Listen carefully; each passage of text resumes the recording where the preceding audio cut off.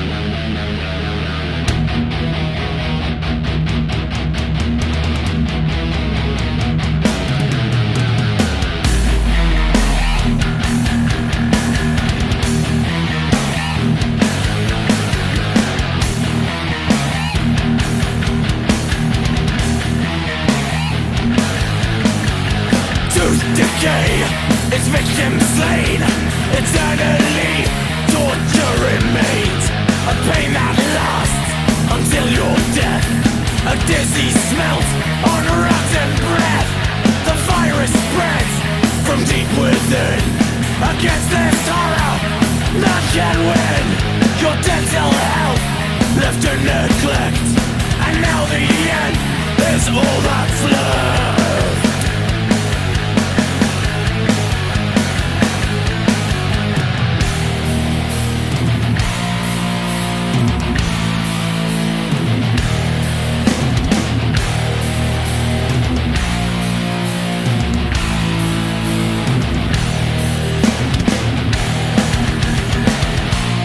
Floss or die. Death lurks inside. A lack of fluoride. You floss or you die. The lot ends your life from the inside. A lack of fluoride. Floss or die.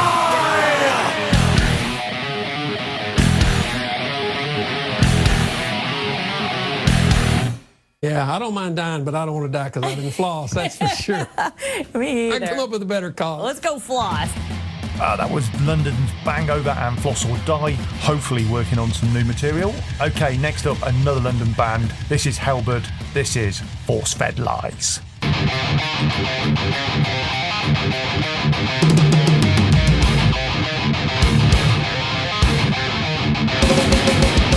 But it stirs in the front line bloodshed.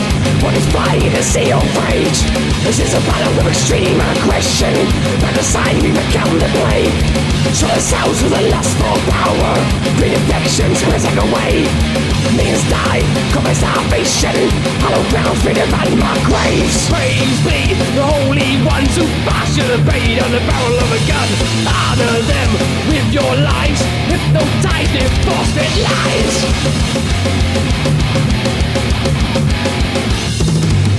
The scream, the skies are black. Protect the righteous bloodline. The peasants fall, but who's to care? No survivors, means no crime. The fortress will step as in control. Echoes ringing through time. History is written by the victor. A long forgotten paradigm. Praise be the holy ones who force you to bait on the barrel of a gun. Honor them with your lives. Hypnotize with force-fed lies.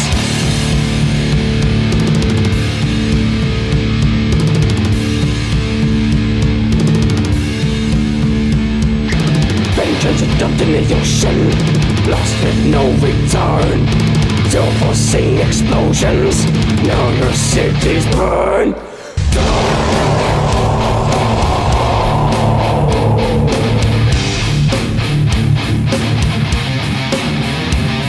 When I watch the last of you perish, their names go down in stone.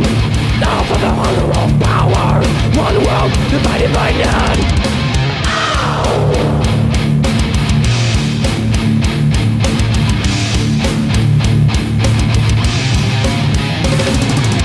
Return the time when it's in a ball of flesh. Fucking ascension from the dead. Extermination upon the deceased. Get ready to eat lead. It's on the gates and we get to the phone. Into the shadows we ride. Leave none standing, leave none alive. With a shield on my arm and after my side. Praise be the holy ones who force you to prey on the barrel of a gun. Honor them with your lives. Hypnotize with force-fed lies.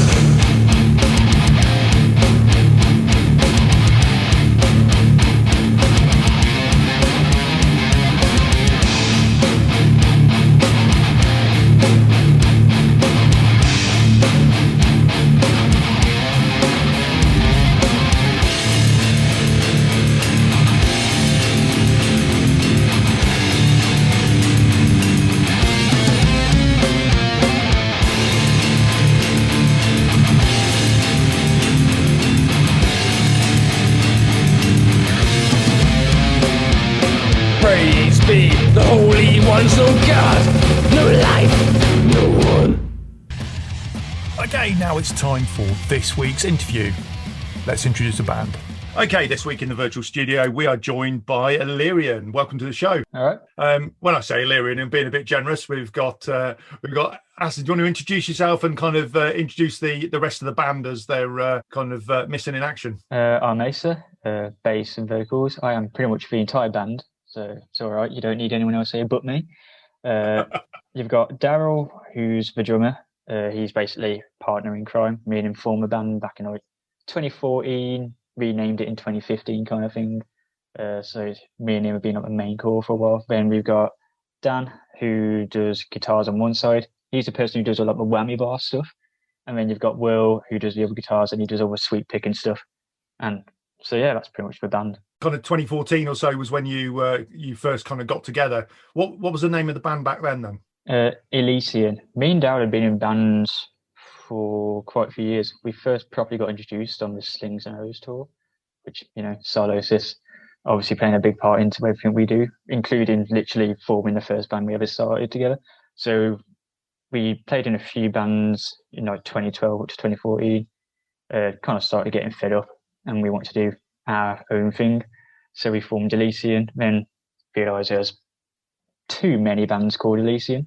We were like, we're going to go just think of something really weird and cool. And I came with Elyrean on one day just coming back from college on the bus and kind of just stuck. So were you always kind of a technical thrash band? Has it always been thrash and technical thrash and death metal-y tinge? Because you're on that kind of border, aren't you, between the two, really? Yeah, I think our prior bands before that were like metalcore and like some death metal, because back then we listened to like a larger variety of stuff. But as time was going on, we always want to do something a bit more in the vein of like soloists, death revocation, stuff like that. So then when we decided to form Elyrean, that was the route we decided to take. It was just, let's go take all this stuff that we like and then just blend it together. And since then, it's just, now we put in whatever the hell we want, but make sure it's still like thrash metal bass. So back in the very early days, obviously you talked about kind of meeting at a solosis gig and all that sort of stuff. What are your kind of original influences? Where did you start? Where did you kind of drop into the metal treadmill? I was raised on metal pretty much my whole life.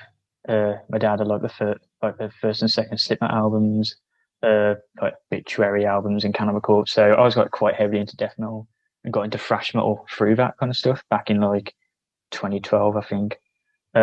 So it was kind of, thrash metal became a thing that I wanted to do. With Daryl, he was kind of like back into Avenged Sevenfold and all that. And, when we first started, it was Solosis being a main influence, and Death was another one. Revocation was a band we were discovering at the same time.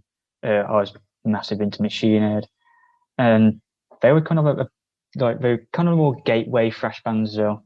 Metallica, Slayer, all that stuff was massive too. So, but they were, I guess, by the time you were getting into metal, those bands were already, big and pretty old. They're already, 20 years in or whatever.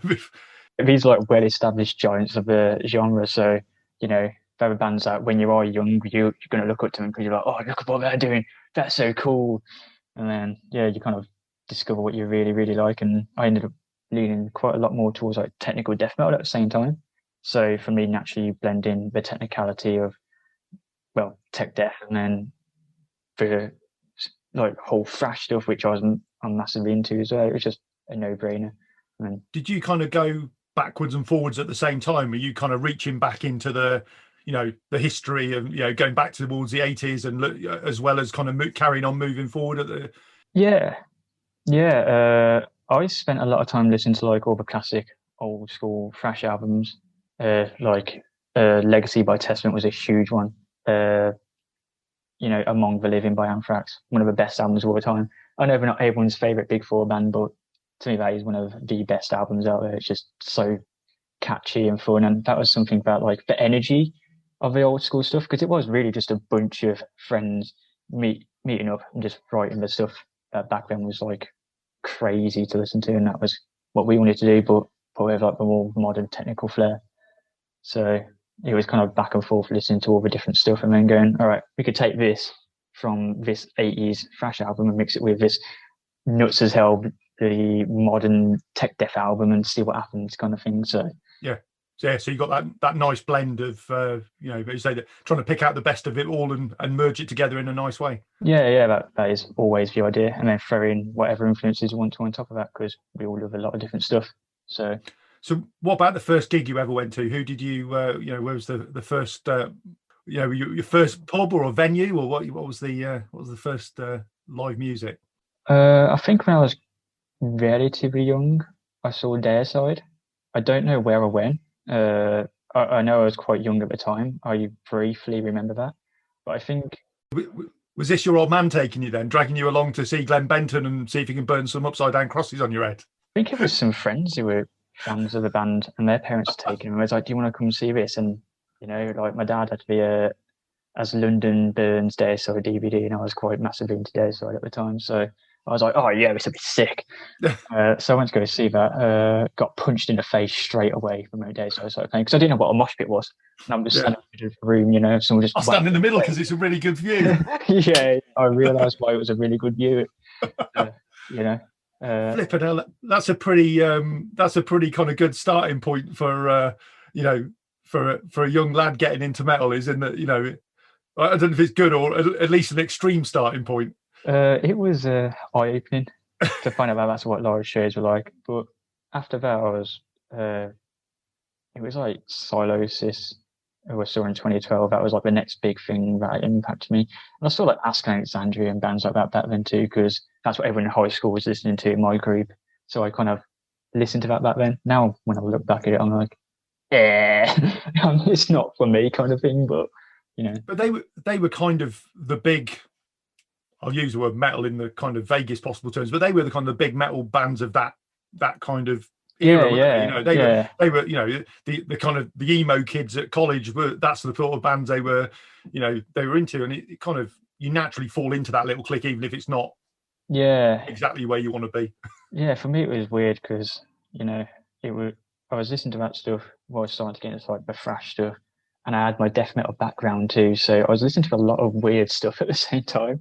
So it was just confusing time for me figuring out where my music like kind of taste were leaning towards, and then it just went straight towards like the heavier stuff and more thrash based. And then I looked back on the stuff that I used to listen to, and whenever I do, I'm just like, it's not for me.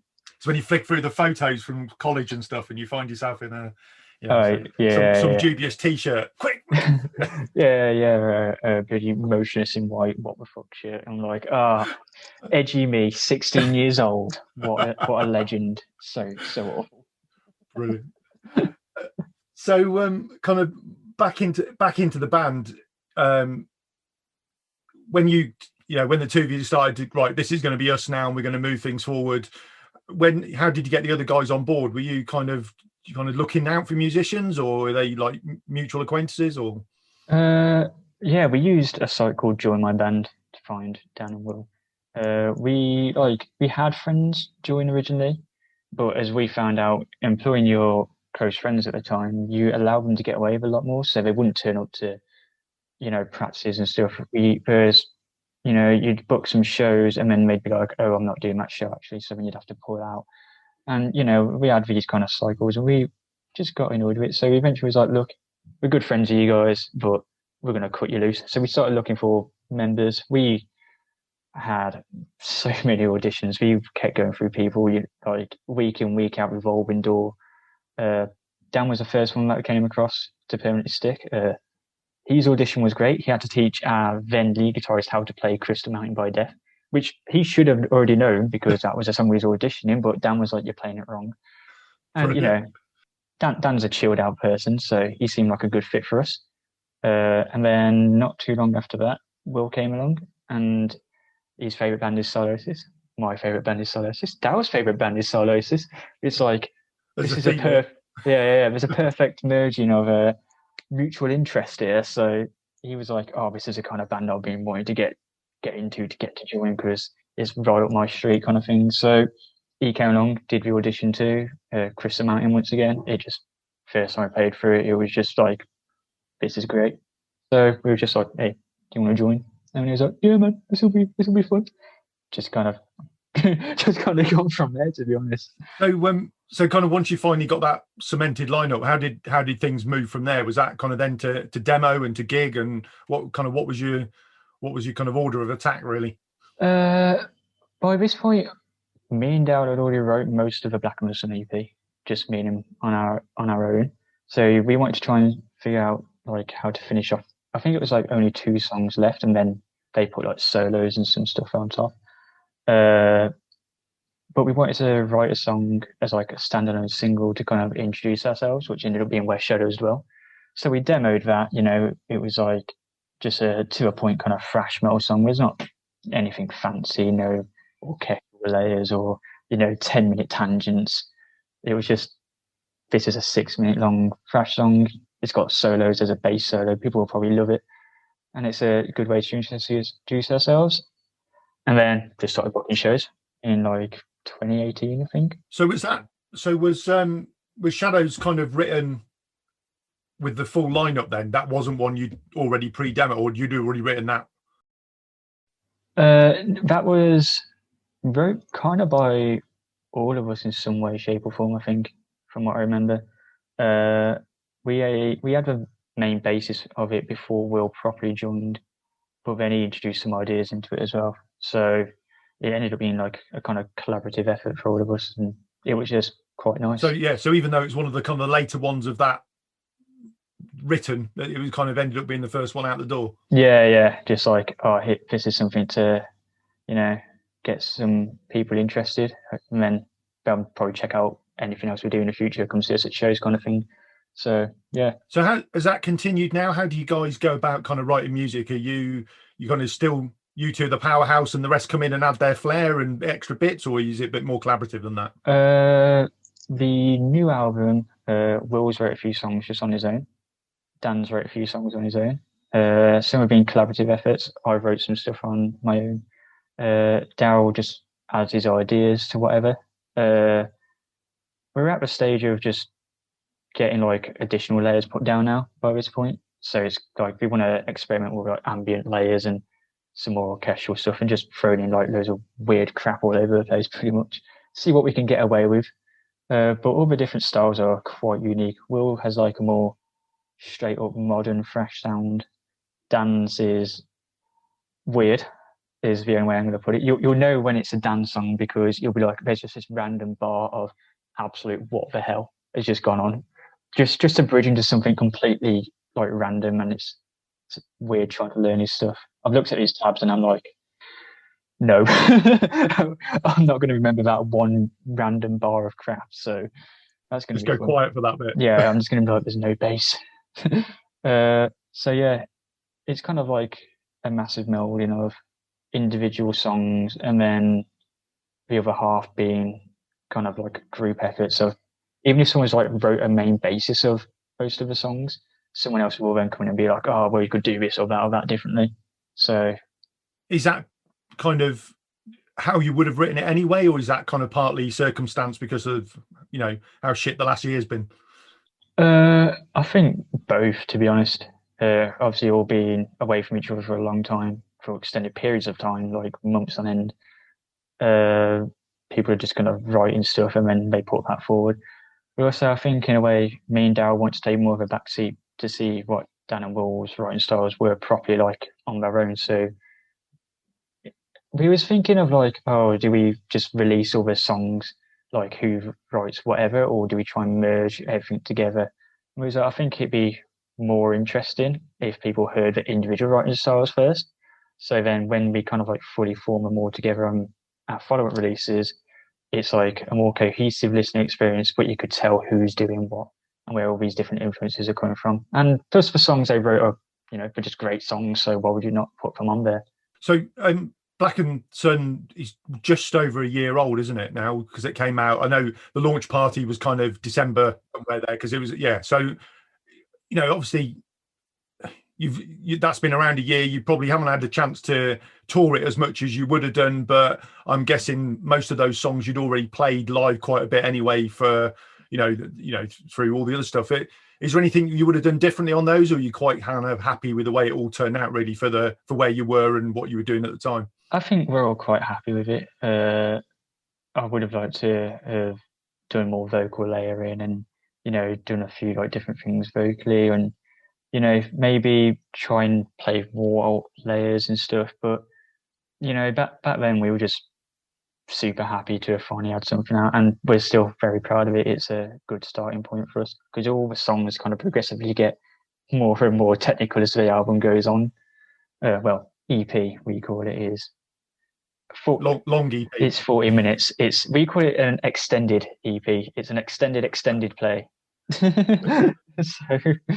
So, yeah, it's just something we're proud of, and I don't think there's too much we would have changed overall in terms of the writing. Just more individual performances and maybe messing with some extra layers. About it, really.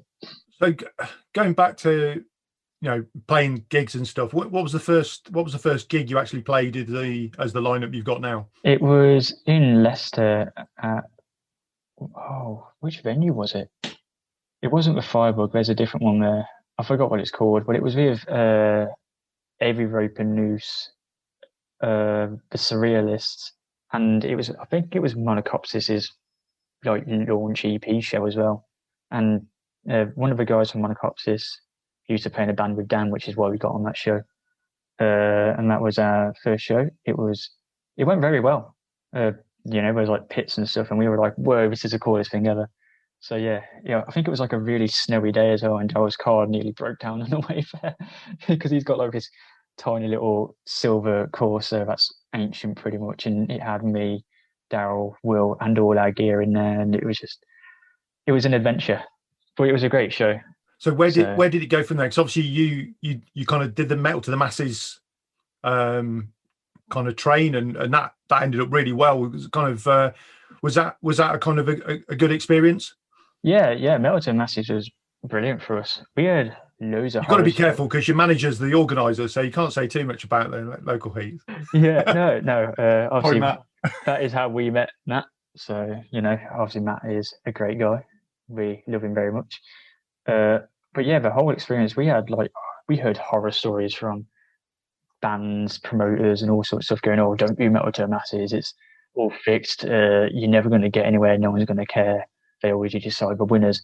So we went in like we didn't know what to expect. We took it because it was like shows to put on, and we just wanted to play shows. And our thought process was, if you make a few new fans, then we're happy with that. So we did it. We had some friends of ours playing on all the heats and stuff. So the heat we did, our first one was with Recall the Remains, who we're like incredible friends with.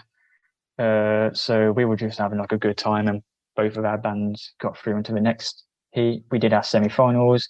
I think we just about scraped through on that one because we had like a technical difficulty where one of Daryl's, like, I think one of his drumsticks fell out his hand during Unhallowed, and it was when he was doing like a double bass drum segment, and it got caught under one of his double bass drums. So we had to like stop the song and put it out, and we were all still playing the song, but he came back in perfectly, so it sounded almost intentional. As it erupted back into the kind of into the chorus. Yeah, it came straight back into like another beat, into another part of the song, and it wasn't delayed for too long. But we scraped through that, and it got to the final, and we got there early. I changed my bass strings. We had some drinks and stuff. Watched all the bands play. Just before we got on stage, we were like, all these bands are being great. Honestly, we're just like, we're not going to win this. So we had some drinks. Daryl kicked my beer over by accident. So me and him were just sharing his beer before we went on. We went on and did our thing. And then, obviously, Simon was like, yeah, you guys were good. So do you want to play Bloodstock kind of thing, pretty much is what it was. And we were like, yeah, cool. So what about the actual Bloodstock bit? How was that as a kind of a band adventure? I guess it was kind of a pretty special kind of occasion, really. Yeah, Darren and Will spent most of the time just promoting our band throughout the whole weekend. I was with my missus in a hotel because she doesn't like camping. I personally don't care about camping. I'm just like, put me in a tent and I'll sleep, it's fine. Like, we went to Bloodstock the year before and my tent was flooded. pretty much the whole time. I was like just sleeping in a pool of water in completely destroyed bloody mummy thing, whatever they call it, and my airbed was completely deflated. So I'm just like, camping's fine. But she was like, no, I've got a hotel. I was like, all right.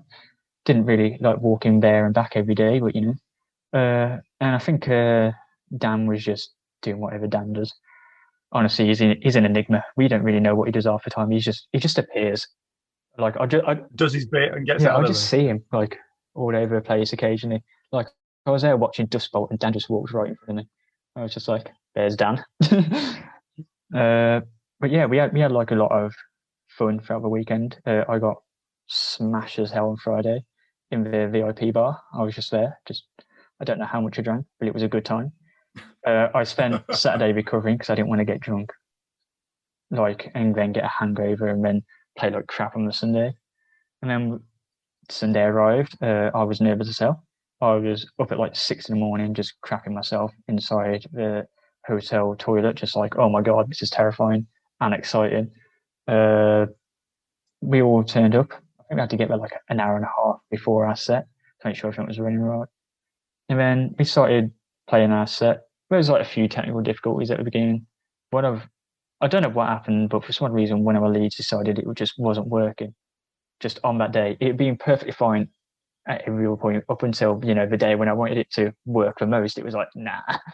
So we had that during Unhallowed, got that fixed. There was like some awkward jokes in between. I remember being quite nervous because one of the sound tech guys was like, "Don't look out into like the sea of people because you will get like stage fright." And I kind of did that, and for a brief moment, it kind of just like took me out of it. But are you fairly shy anyway?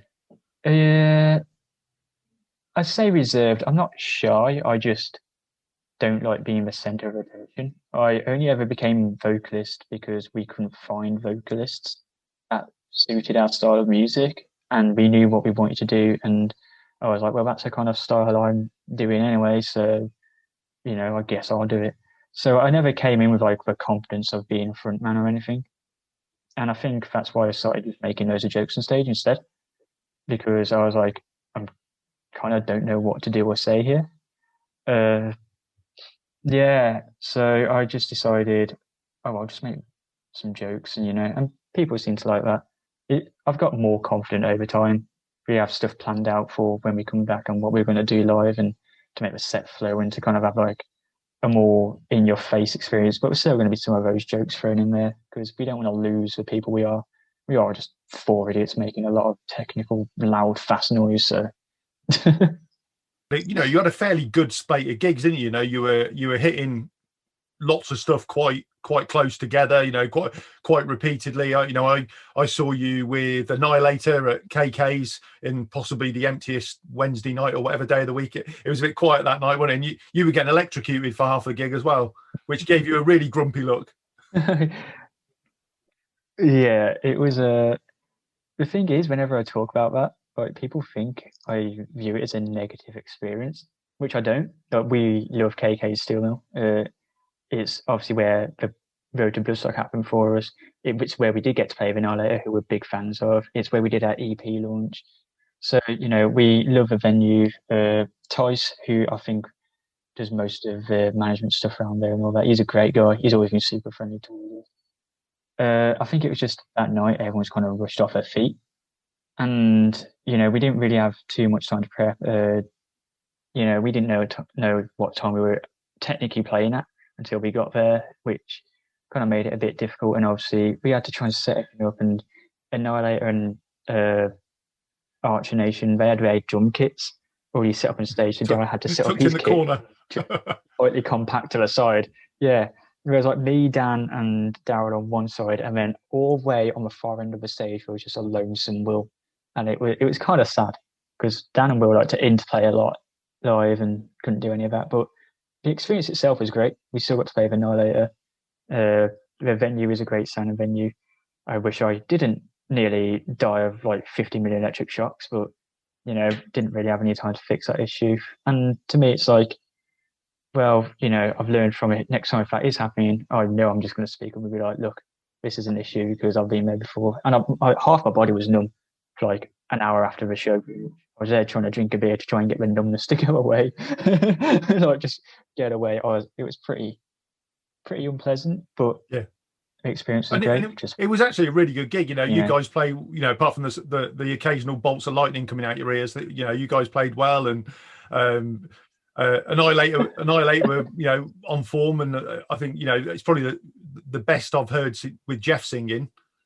From because I saw him the first time kind of 89 or whatever it was with Randy and things like that. But it's kind of I think there was quite a few things going on that week anyway, and the crowd was just. I think the one thing we took from it is, and this is something Annihilator said, their crowds over in the UK are, pretty much most of the time not the greatest. Even though people went out to go see Annihilator specifically, they looked like they wanted to be anywhere else but there, and that's a shame. I don't get why that was, and there's nothing that like the venues can't do anything about that. It's not their fault, and Jeff tried his best to get people engaged, to get people excited.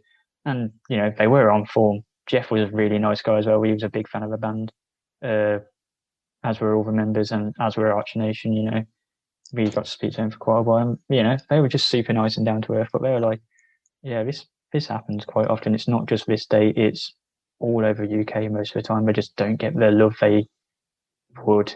Yeah, like they said, I think it was the last date before going to Europe as well, and there's like Europeans just they just go in hand, they kick off, I think they had a couple of good nights over the tour. I know they, I saw some photos because the Riptide lads supported them up in Manchester, and that night looked absolutely fucking mobbed. And it's like, where did everyone go for Wolverhampton? I know. I think London was quite good as well because that was sold out from what I remember. Because Underworld and they said that was good, but through a large majority, it was, bar a few dates here and there, it was kind of the same affair for them where people came out to see him, but they just didn't seem all infused by it. And apart from when we did Alice in Hell, in which case. And then everyone goes. Yeah. I got stomped on by Finch, so she kicked the shit out of me during that. Yeah, I am not surprised. In fact, she did the same during Surf Nicaragua and Sacred Right played as well. It's a common theme when I go to KK. Yeah. Be wary of the Finch. Beware of the Finch. Not of Tim. Tim's lovely. Yeah, no. Well, he's usually safely to the other side of the barrier taking photos. He's not in. Cat's. She's a feisty, loves to get involved, kind of get stuck in woman. Definitely. She's Mama Thrash for Elyrean, so.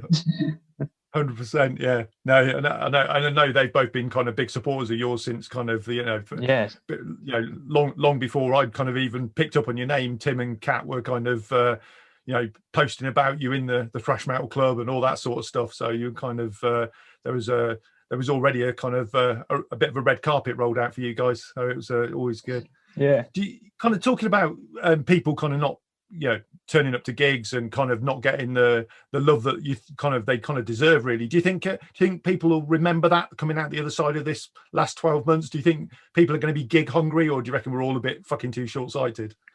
It's hard to tell. My hopes is people are gig hungry. When you're online and people are talking about shows, they talk about how much they miss them, how they just want to go out and see live music. But it gives us hope that when we get out of this, the shows are just going to be absolutely fucking mental. They're going to be next level insane. People are going to be, doing like old school 80s style moshing, just, doing Exodus, get a bit of blood on the stage. It's going to be hyper violent, good fun, and we're all going to live for it and have a laugh and be great friends. But, you never know. People could just be resorting to themselves over just standing at the back of a room, either doing that, or as we've experienced sometimes, literally shouting louder than the band themselves, so everyone in the audience can hear the conversation, which is annoying. And if you do that, you're an arsehole. I hate it so much when people do that. I just want to get off stage and ram my bass up their arsehole. It could be it could be just be stood in front of you with a phone in the air. That's always mine. Yeah, fuck off. We're not famous enough for that. And if people were doing that, I'd be like, I know you want to make a memory, but you could take a video or a photo every now and again. But if you're spending not 40 minutes. Yeah, if you're there for like an hour and a half watching a band and you've just spent the whole time looking at them through a phone camera, just so you can watch it later, like, what's the point? You're missing out on everything that makes a live show so special to me. So, Bonkers. So back onto the new material. How far through are you? What's the what's the status? You said kind of just doing more layers and stuff. Are you getting close? You got a kind of release date in mind? no release date in mind. We're going to start recording like full-on demos, like vocal demo tracking once Daryl builds his studio. We also have a standalone single to release before then, which isn't related to the album, it's its own thing. So we got like stuff backed up. Most of the album is like written guitar-wise. We're gonna go through some of the stuff, reorganize it, and maybe rework some things. I think we're having like a big Zoom meeting in the next few days to sort that out, kind of thing, see what we can get done. But bar that, most of like the instrumental side for the guitars and like drum wise, we're kind of getting there. I've got quite a few of the lyrics down now. So it is like the main focus now is more thinking about where the layers are going to go, and that is something we really want to experiment more in different various forms, whatever they take. We just want to create something a bit different. So it's mostly there. But repeatable, something you can still kind of perform Yeah, live. yeah. You don't want to, drown yourself in, gazillion guitar overdubs that you need 55 guitar players to play it live, sort of thing. No, we're talking like ambient layers more than anything, like orchestral stuff.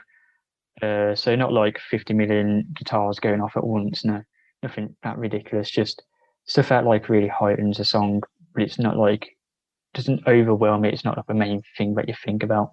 Is more what we're going with, because we're still a thrash band, and our main thing is to write just really cool fast riffs that people go, I wish I wrote that. And then they try and play it and we go, it's too hard, which is currently what I'm making Will and Dan experience with one certain song I wrote. And I think it's the hardest song we have, and it's impossible to play pretty much. I don't think we're playing that one live anytime soon. There's no rush to push that one to the test. No. I feel bad writing it almost. It doesn't sound like it. It's quite. I really just wanted a straight to a point thrash song that was like really technical and stuff, and I wrote it. And now hearing how painful it is to play it, I'm like, I actually feel a bit bad about it, but also get good, learn it, don't be a pussy. Man the fuck up. Yeah, just play it. I'm like, just play the riffs, man. They're not too bad. Are you tracking everything, you're all home recording, or is it a blend of both? You're going to go in the studio and do drums, or how does it all work for you guys? Well, it'll be pretty much all done at the studio. Like I said, Daryl's building one in his back garden for us, pretty much. We'll have our own home studio to record all the stuff. Before the album, we'll have a single, which is the Omniscient one. That's not on the album, but we wrote that ages ago. If we want to get that out there, that'll just be like something for people to remember that we're still here, and to kind of like get them a bit excited about the album whilst we're recording the album and stuff. Because we're basically just going to be like, right, record this, get that released out there, and then head straight into doing the album fully. And then we'll just spend a few months doing that, getting that down. We might mix and master it ourselves. We might look into getting someone else to do it, depending on if Daryl has the fortitude to want to go through that grueling experience again. So is he the one that will do all that technical stuff? If it ends up being done, it'll be Daryl's. Daryl's bag. Yeah, Daryl will do it, and we'll give like some pointers and stuff. He's always putting up like test mixes and stuff, and he'll be like, what needs changing and stuff. Because obviously you want it to sound as good as possible through every sound system possible, and every sound system's different. Me listening to something through his headphones is different to listening to it through a car, which is then different to listen to it through studio monitors and all that stuff. So be testing it all over the place, making sure it sounds good. And if he can't be asked to go through that, we'll just get someone else to do it for us. I know Unearthed have just kind of announced a partnership with the 0161. So, you've played up there, haven't you? You've done some of the 0161 all dayers and those sorts of things. Yeah, we did one, which Riptide headlined as well. That's when we actually met John from Badger Fest. He came down, I think, specifically to get a look at us, because we applied for Badger Fest, and he wanted to see. Like, he clearly had like heard our name before, seeing that we did like a Bloodstock thing and stuff as well. So he wanted to see what the fuss was about, kind of thing. He told us before we were about to play on. He was like, "Don't get nervous, but I saw that you applied for Badger Fest, and I'm here to check you guys out." Yeah, So, no pressure. So yeah, it was like no pressure. Don't think about it. Just get on there, do your thing, and yeah, good luck, have fun, and all that stuff. So we did. And he obviously liked it because he put you on the bill. Yeah. Like literally, we came off stage, started packing our stuff. I grabbed a few beers. When he came up, and he was like, "So you guys are great. Do you want to play Badger Fest then?" And we were like, "Yeah." We were like, "Yeah, cheers, mate, cheers, mate." Being a bunch of young kids who don't know what the hell we're doing half the time, you kind of get these opportunities thrown at you, and it's like, oh, this is sick, kind of thing. Yeah. Too good to look a gift horse in the mouth, isn't it? Yeah. How do you find the Midlands at the moment? Because are you kind of still Cannocky sort of area, Staffordshire? Yeah, I'm living in Staffordshire now with my partner, Darren and Will. Darren lives in Featherstone, which is just outside Wolverhampton. Will lives in Wolverhampton, Dan's in Birmingham. So we kind of like still West Midlands area. The scene is it's not like massive, truthfully, but like pretty much all the bands support each other massively, and you do get like your local supporters who will come out to every show they possibly can, and you become good friends with these people, So it's nice to have that kind of like almost like a family type feeling in a way. Obviously, it would be nicer if it was a bigger extension of that the way the 0161 is, because the 0161 is that on just an absolutely nuts scale pretty much. But it is kind of nice and cozy, and you can always rely on people to turn up, and it just makes the shows up here quite nice to do. But we don't like doing them as often because obviously we spent like the first year of our live performance doing it all the time, so we want to branch out more now. You can get too much of a band at times, can't you? In a yeah. It's a horrible thing to say, but you can kind of oversaturate that market a little bit. Oh yeah, and we already know this. We've talked about it plenty of times. We're like, it's great having that local scene, but we don't want to keep playing the same venues over and over and over again for a start. Yeah. And we don't want to keep doing the same crowd over and over again. Like if we do these shows, I want them to be like either like the big stake shows like an Annihilator, or something like like their Black and Sun launch, or it's got to be a special event. Yeah, kind of like a special event. And occasionally just do it just for the crack of it, kind of thing, if you feel like doing it too. But our whole thing is now branching out. Like obviously we're meant to be going to Edinburgh this year. That's been cancelled until whenever. What's that for? Is that Shredinburgh? Yeah. Shredinburgh. Sorry, yeah. Ewan's gonna have a go at you about that. Sorry, I'll cut that bit out. You won't know. But yeah, and we were very excited about that because Ewan's been trying to get us up there for a while. And that's another mental scene, isn't it? The CST is another, really, really strong, and in fact sometimes it seems so tight knit. You kind of I think probably as a band you're all right, but I think as kind of outsiders, when you're from the wrong side of the wall, it feels a bit like it's the UK, not Game of Thrones, mate. it is very much close knit where too. Like I think I'm still in the CST group. I haven't seen anything from it in a while, probably because there's no gigs. So, yeah, but it is very much a live community-based thing that they have going there. Like everyone goes out to the shows as much as they can and supports each other up there too. It's the Scottish version of 0161 down here, in my eyes. So we've been wanting to get there for a while, just stars never aligned. Then Ewan was like, "Oh, do you want to do Shredinburgh?" And we're like, "Yeah, we do." If Prize are playing, of course we're going to go do that. And obviously Ethrian are on there as well, and then Disposable are a whole bunch of just mental bands for a whole day. So do you think those little scenes are created more because you get some champions within it? Is that part of it? Is having someone like the 0161 that started off with John, and then Jay and James have kind of picked up and run with it? Does it need a kind of someone to hold court a little bit to help those scenes grow like that? Yeah, I think there are always, your pillars of those communities, people that are, keeping it up and making sure that, everyone's, they want to make sure we're putting on lineups that people are going to like. that everyone's getting along. They don't want to have confrontation and stuff, and you need that because you will always get clash of personalities. And these people will be the pillars who will be like, if it starts getting out, and I would like leave a bullshit outside really for the same reason. We just want to watch some great bands, and I think CST is he kind of has that same vibe from what I could tell. There are a few people in there that I see pop up more often than not. I think Ewan's probably one with like doing like the Schönberg promotions thing up there, and obviously being in Elyrean as well, which is a very popular band for him. You mentioned a few bands when we were just kind of talking about scenes and that. Who are the kind of guys that you're looking at the moment, and kind of both up and coming and kind of fairly established, that you kind of look at and think, that they're the kind of guys that are either going to come up behind you and kind of keep you on your toes, or that you're kind of looking up to and thinking they've got it kind of sorted and they're starting to make waves?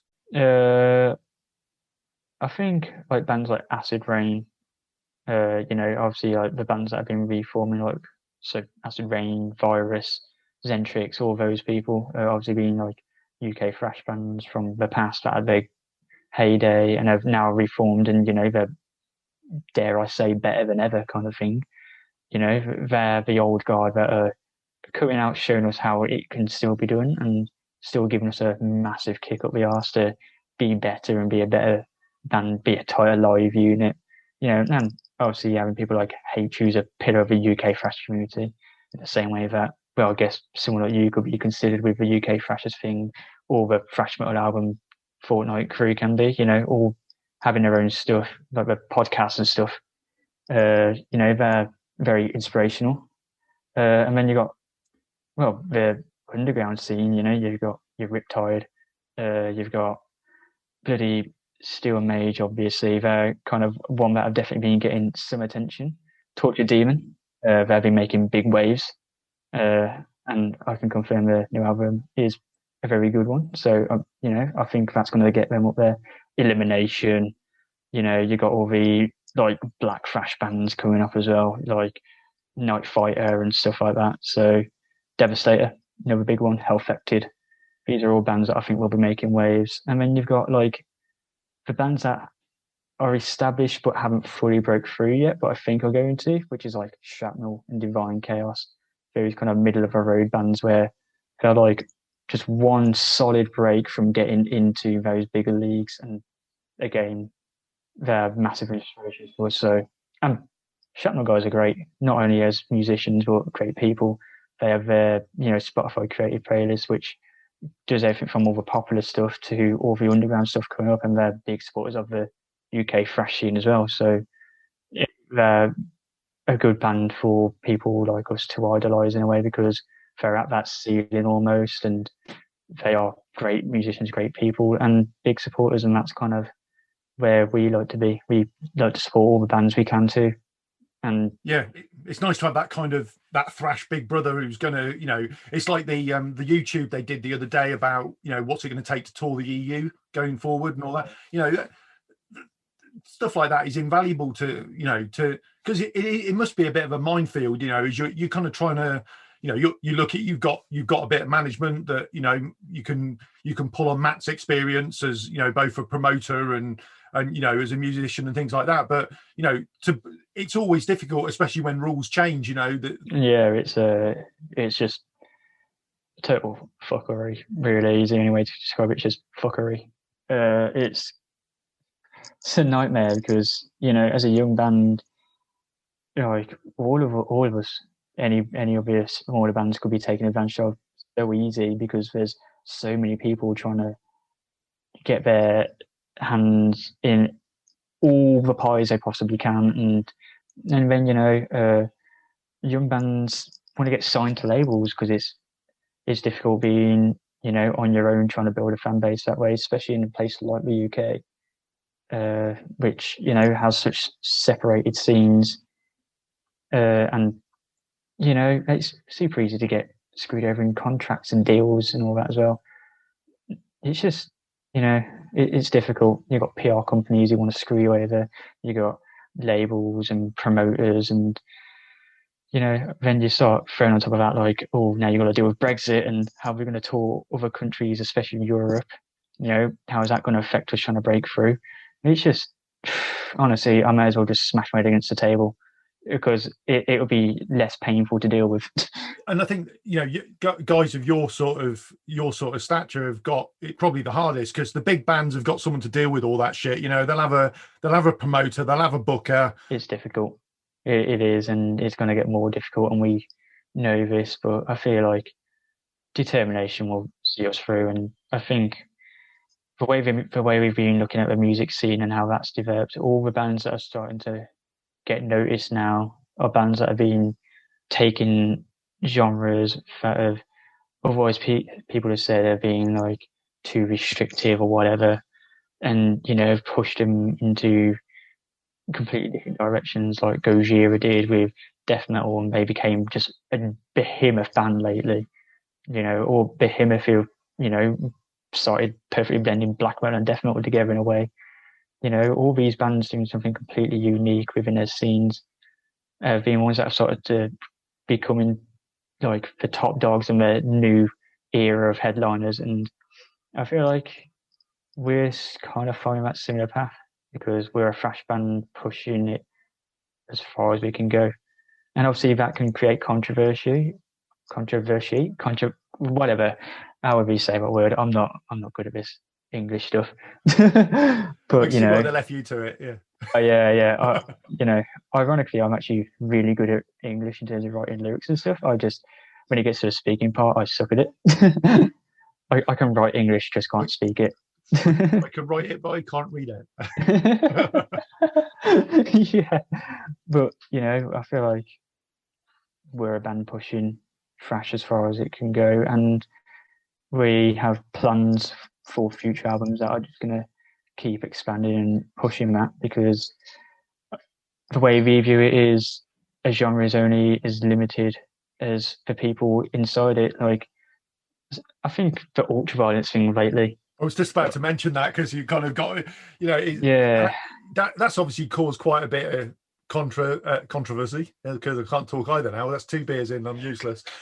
That's caused quite a bit of controversy as well. With you could tell the way they were going as soon as they started. They popped up a logo and some kind of weird Asian sort of Japanese text and bondage, black bondage pants or whatever they were.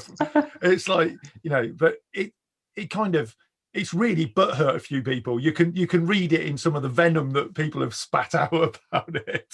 Yeah, like you and us. Like you, yeah. Yeah.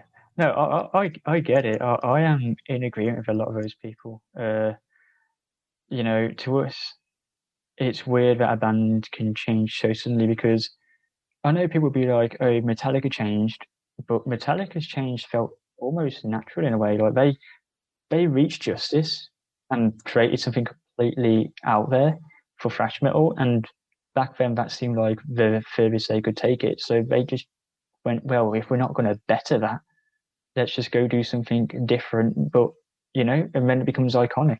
And they didn't write it to be iconic or anything. Like, people say they sold out, but Metallica were a huge band before that. Like, they had the Seattle date and everything that was sold out and massive, with like the Justice Lady and all that. Like, so they were huge before Black Album. Yeah, that wasn't just a backdrop, was it? There was a Justice statue on stage. They were already going down the Iron Maiden route of massive stage shows, and the place was sold out. It was just packed up. Everyone was going crazy. The stage was huge. Like, so, and this was stuff that they were doing all the time back then, because they were a big band. So Black Album wasn't a sellout. They changed style, and people loved it back then. It was controversial, but the thing is, that still sounds like Metallica. Yeah, like, Black Album is overall a great album. It's not my favorite Metallica album. I mean, it's not Ride the Lightning, but you say Reload. It's still Metallica. Yes, Reload is truly the one. But no, I'm not a fan of those albums personally. But I think the thing that worked against Ultraviolence is the fact that it doesn't sound like Ultraviolence in any way, shape, or form. It's the main complaint was, this just sounds like every post Bring Me the Horizon, Sempiternal era metalcore band that wants to be that next stadium-sized metalcore band. And the problem here is Bring Me the Horizon got popular because they set that trend and keep pushing that trend. It's why they're still such a prominent band selling out these stadiums. they're doing what they want, and people are following them, trying to catch up. Whereas, Ultraviolence are just kind of doing something we've heard before. And I think what really got me was them saying that they thought they pushed thrash as far as it could go with Operation Misdirection, which is a great album, and brings in and there's some quite kind of, there's a few core elements in that. If you listen, with a bit of retrospect, if you listen to it again, there are some fairly, a few core influences coming through. But it could, I don't know. I think you're right. It's that switch, isn't it? Is we're not doing that anymore. We're doing this. It's like, what the actual fuck? It's just two different bands, and so choose a different name, please. It's just all the comments being like, oh, thrash is a limited genre, there's only so much you can do with it, you can't push it that far, it's stale. Bullshit. All right. Cop out. Like you can do whatever you want with any genre of music. All right, I want someone to go out there, listen to a Slayer album, and then listen to a Wild Ruiner album and go, all right, here's neo folk and brutal thrash metal, and just throw it together and see what happens. For the love of God, just do something. It's not limited. And I think anyone saying it is just copping out. And it's worse when fans do it, because I feel like that maybe suggests that fans wouldn't want to listen to anything that's pushing the boundaries too much.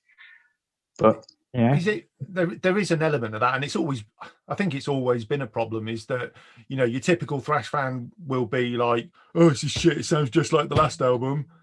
And then the next thing they're saying is, what the fuck is this? This doesn't sound like the next album, the last album. And you're in that horrible kind of situation that, and there's bands that have stayed completely. I think Overkill are a really good example. They've just continued to kind of churn out really good quality thrash, but they've never really gone too far from the kind of the stray A. And people moan, oh, every Overkill that album sounds the same. Yeah, well, if they sounded like Mordred on one of them, you'd be mega pissed off.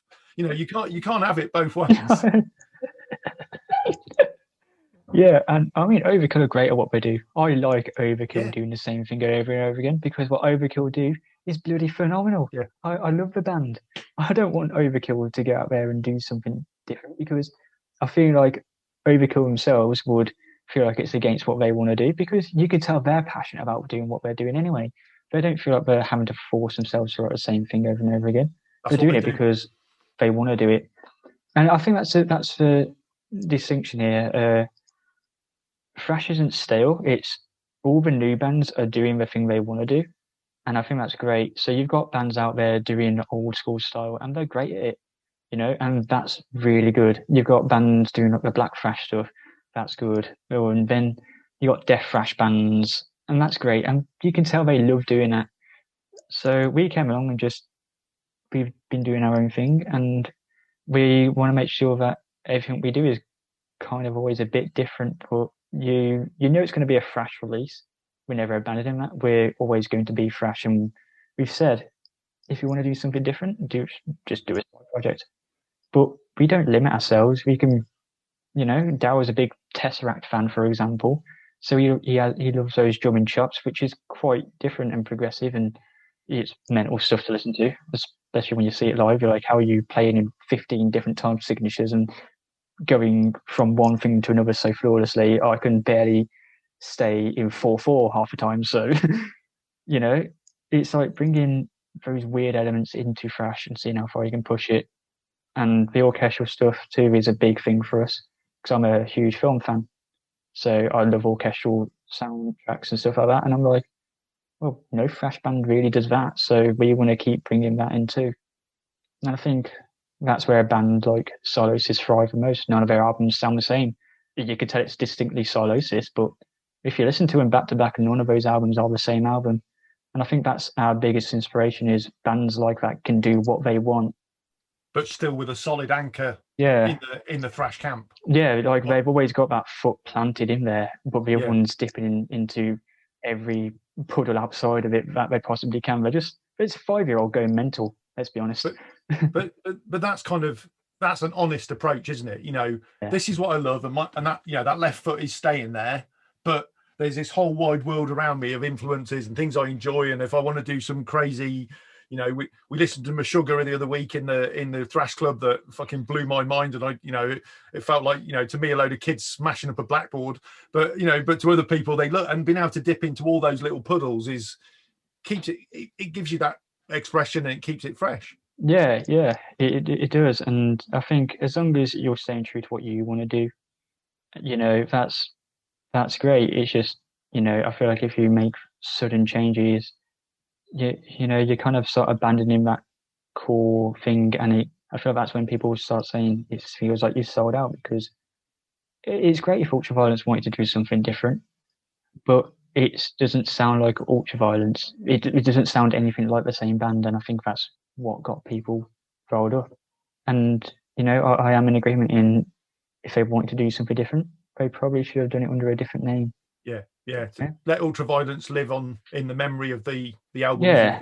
Dropped and go away and do something else. Yeah. It's just, I mean, even the name Ultraviolence doesn't really work with the new music they're making, because you think about it and you think about what that name already represents, and it's just, it's too different for a lot of people to handle. And for me personally, I'm just like, it wouldn't be the move that I'd make personally. We're never going to change our style. We're just going to keep getting more crazy and see what goes on. What is that? Yeah. I don't know. Yeah. No, and I think I mean, that's what I think, that boldly different style is what gives you as many dislikes on a video as likes, and I know they got really upset about it. You're damaging our YouTube profile. It's like, well, yeah, it just is like your core fan base, so they're gonna show that disdain. As you say, please go and make the music you want to make, but don't try and lure your. I suppose at least they released a single before they put the album on to sale, so that didn't trick anyone into it. Yeah, oh, Jesus Christ! All the pre-orders, and then everyone just gets that. They'd be fuming. I'd be fuming, to be fair. I'd be like, "What is this? This is not." Yeah, I just unfollow. It's a shame. Like I actually wish the guys all the best, and they seem like really nice people. They took it in good stride for most of it, especially considering some of the comments did go over the top. People were pretty vile, weren't they? And the people repeating the same thing, and it's like, he's answered the question 50 times. How many more? The poor bloke. He's kind of. I mean, apparently, they're just going to keep changing and evolving all the time, regardless. So I guess that could be at least one consistent thing, where they're never going to be the same thing over and over, which I guess can work. It's just, I feel like the sudden shift threw people off a lot. Yeah. Including me. I was a bit like, okay. I mean, like you said, you kind of expected it from the imagery. Yeah. And I was looking at it like, I think I already know where this is going, but you just kind of hope that maybe it's just a new look, but not a loose and completely new sound. I when I first saw the picture, because I'd not even picked up on it, and then I think Ewan messaged me the picture of it, and I was like, fucking hell, they've turned into Linkin Park. And it's like, it's kind of, and then, oh, fucking hell, yeah, because that whole genre I don't really kind of know very much about, and I know it's going on, but I just give it a damn good fucking ignoring, because it came in a time in my life when I wasn't, I listened to the stuff I'd listened to as a kid, and before I started getting back into new bands again, but so I've never really picked up on it, but it was like, what the actual fuck?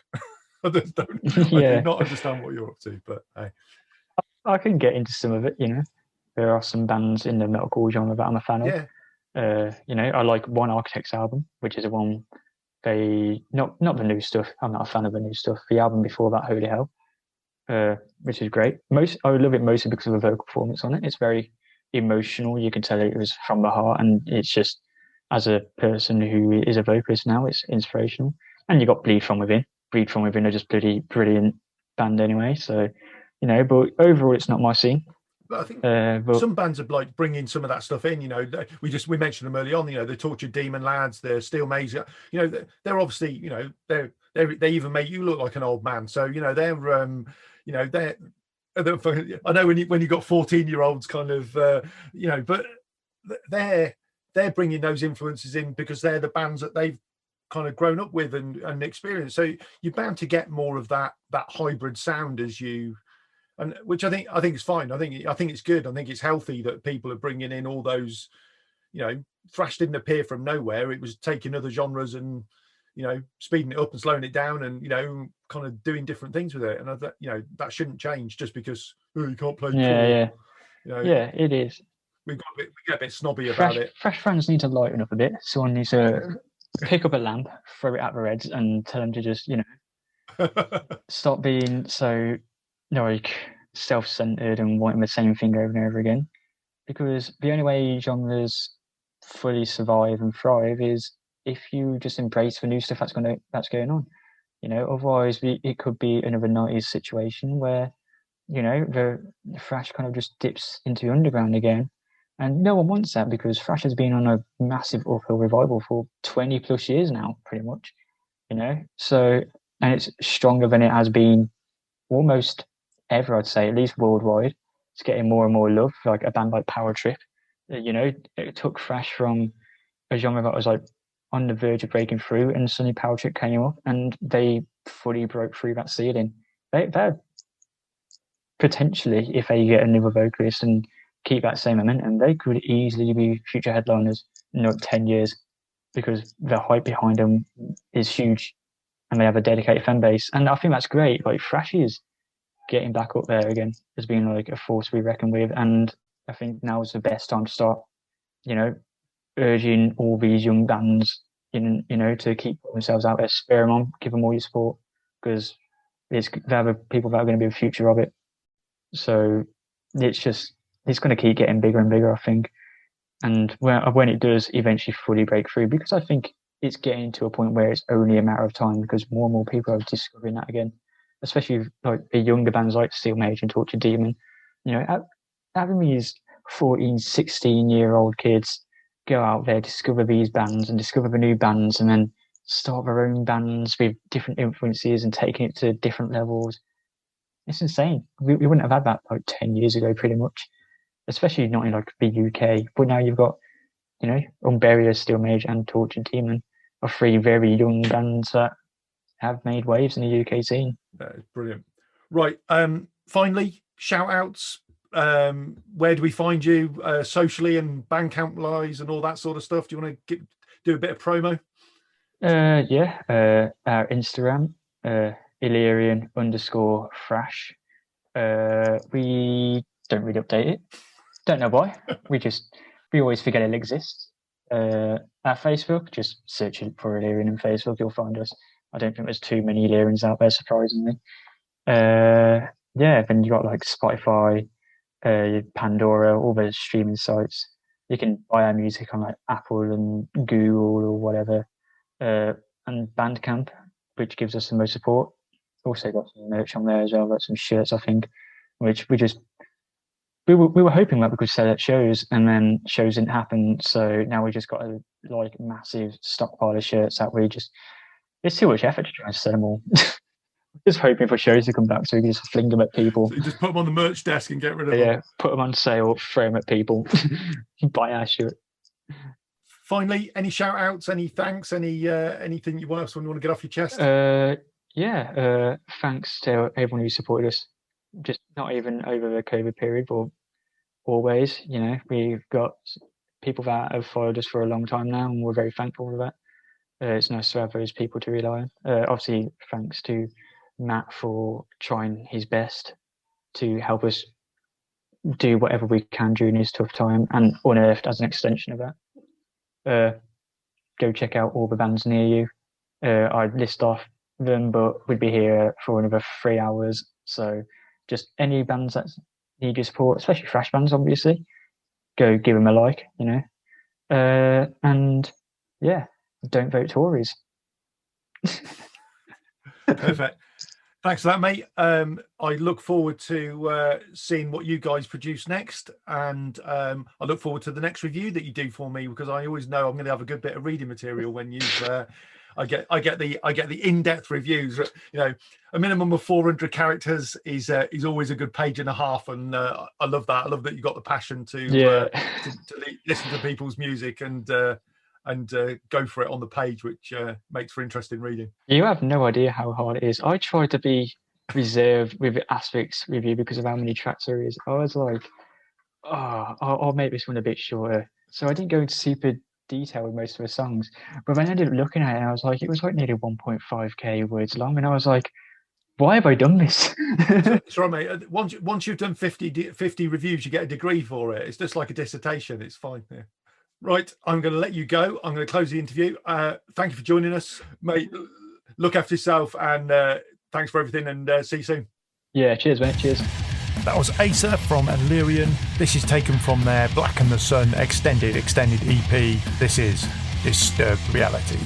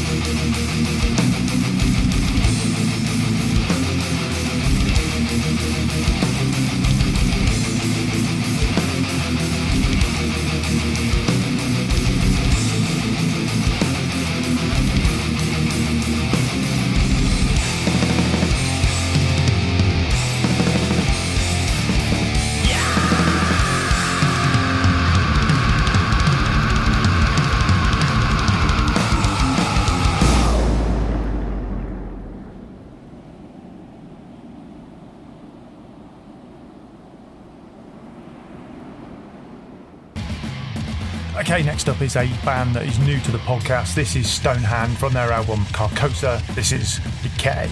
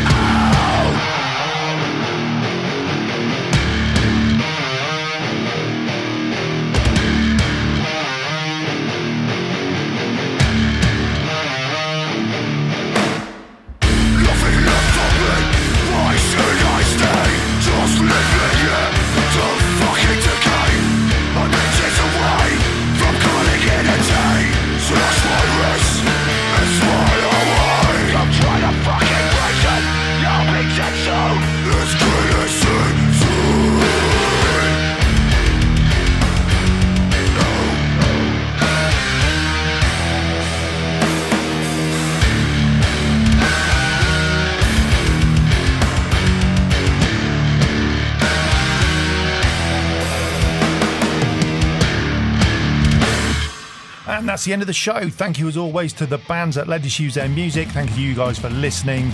Thanks to Asa for joining us in the studio. Lots and lots of interviews coming up in the next few weeks. And of course, Moshing the Roof On is closing in. So if you haven't got your copy yet, go pick that up on Bandcamp. See you next time.